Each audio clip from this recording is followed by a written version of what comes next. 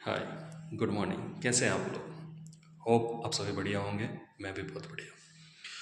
तो आज फाइनली वो दिन आ ही गया है जब हम हमारी जर्नी स्टार्ट कर रहे हैं, how to become a safety officer या सेफ्टी मैनेजर।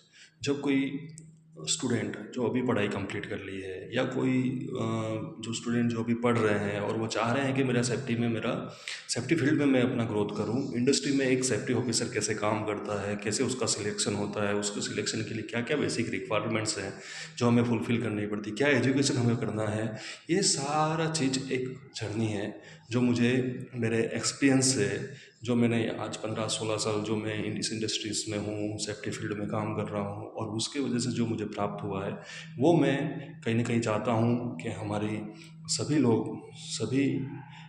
को ये पता चले कि किस हिसाब से हम लोग इस फील्ड में आगे ग्रोथ कर सकते हैं। तो ये मेरा फर्स्ट वीडियो है। हो सकता है कि मैं कहीं बोलने में या कुछ करने में मैं आप कोई गलतियाँ करूँ तो प्लीज़ मुझे बड़ा भाई समझ के माफ़ कर दीजिएगा। अब मैं स्टेप बाय स्टेप आपको बताऊंगा आगे कि हम लोग कैसे एक इस फील्ड में आगे जा सकते हैं। फर्स्ट ये है कि आपको एजुकेशन क्या चाहिए।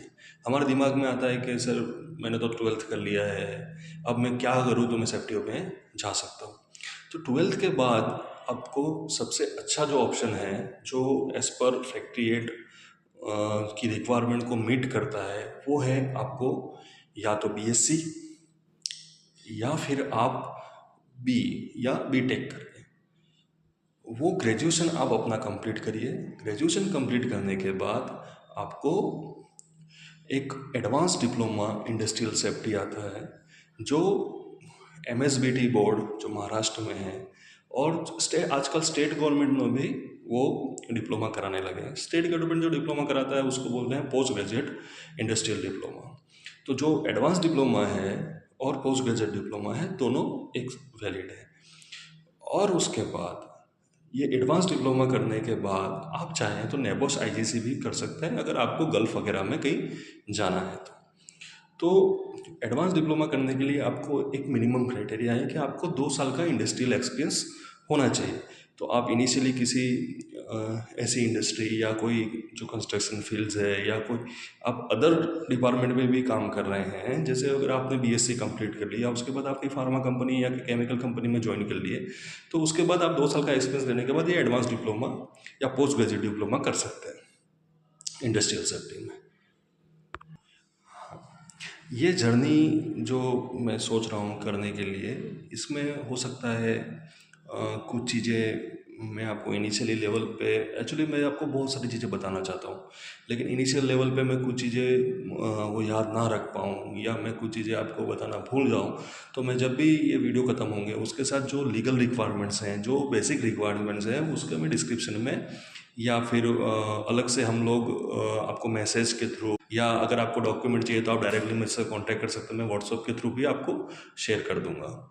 तो ये जर्नी हम आज स्टार्ट करेंगे। अभी मैं आपको इंडिया के अंदर सेफ्टी ऑफिसर बनना है तो हमें क्या क्या रिक्वायरमेंट है उसके बारे में आपको बताऊंगा।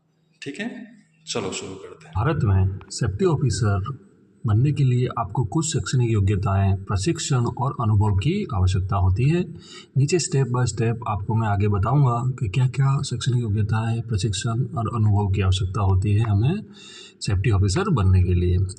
शैक्षणिक योग्यता की बात करें तो एज पर फैक्ट्री एड हमें एटलीस्ट 12th होना चाहिए, और जो बेहतर विकल्प है जैसे कि बीएससी फायर एंड सेफ्टी है, बीटेक है, मैकेनिकल, इलेक्ट्रिकल, फायर सेफ्टी या सिविल में हम लोग कर सकते हैं। इसके साथ साथ एज पर फैक्ट्री एड हमें सेफ्टी कोर्स भी कंपलसरी है, जैसे कि बताया गया है कि डिप्लोमा इन इंडस्ट्रियल सेफ्टी जो स्टेट रिकॉग्नाइज हैं और RLI CLI रिकॉग्नाइज हैं, या ADIS डिप्लोमा इंडस्ट्रियल सेफ्टी आप कर सकते हैं। नेबोस कर सकते हैं अगर आपको US या UK या अदर कोई कंट्री में जाना है। जैसे कि अनुभव की बात करें तो 2 साल का अनुभव कंपलसरी है। शुरुआत में आप सेफ्टी असिस्टेंट, सुपरवाइजर के रूप में कार्य कर सकते हैं। 1 से 3 साल का अनुभव लेने के बाद आप सेफ्टी ऑफिसर की पोस्ट के लिए भी योग्य हो जाते हैं। इंडस्ट्री जैसे कि पावर प्लांट ज़रूरत है इंस्ट्रक्शन आदि के लिए, हमें एज अ सेफ्टी ऑफिसर हम काम कर सकते हैं। कौशल skill, as a safety officer हमें कुछ स्किल डेवलप करनी रहती है, जैसे कि इंसिडेंट एनालिसिस, पीपी का नॉलेज, फायर का सेफ्टी नॉलेज, लीगल कंप्लायंस का knowledge, communication skill, computer knowledge, risk assessment आदि आदि।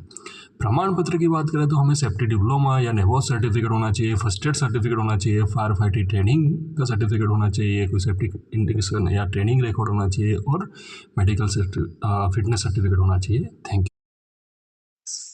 तो हमने ये जान लिया कि क्या क्या सेफ्टी रिक्वायरमेंट है और क्या क्या लीगल रिक्वायरमेंट है और फैक्ट्री एक्ट के अनुसार हमें क्या क्या एजुकेशन करना है।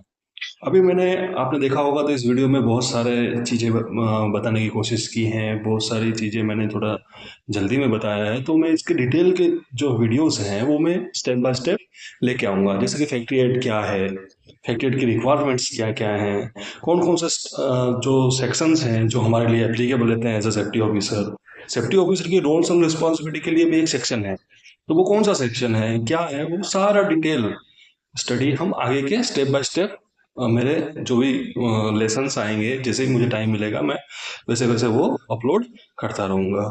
तो दोस्तों ये मेरी एक ट्राई है, जो मैं ये जर्नी को आगे बढ़ाने के लिए कर रहा हूँ। मेरे पास लिमिटेड रिसोर्सेस में जो जो मैं बेस्ट अवेलेबल कर सकता हूँ करूँगा। आगे जाते जाते हम मेरे रिसोर्सेस भी इम्प्रूव करूँगा कि क्या आपके लिए लाइव क्लास में मैं कैसे कैसे आपको लाइव में पढ़ा सकूँ, वो मैं ट्राई कर ही रहा हूँ।